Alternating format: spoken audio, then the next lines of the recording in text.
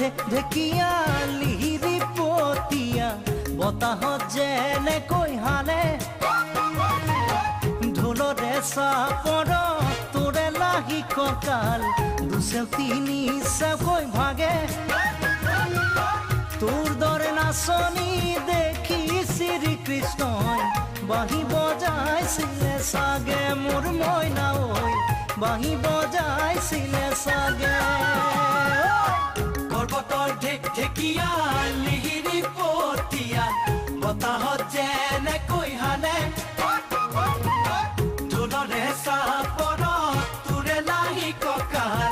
দুচেও তিনি চেওকৈ ভাগে